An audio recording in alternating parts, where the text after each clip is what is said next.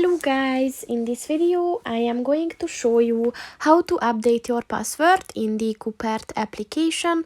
But first I just want to mention, don't forget to subscribe to my channel, because at 10,000 subscribers I am going to show you my whole YouTube revenue statistics and growth strategy, as well as how to make money online. Let's jump into it. First of all, open the application on your phone.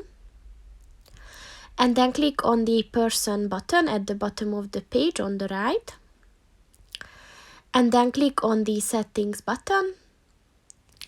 And then within this section, click on the update password button. So here you have to set first your old password, and then your new password, and then you have to confirm your new password again. And click on the update button, and your new password is set. So that's pretty much it for this video, guys. See you in the next one. Goodbye.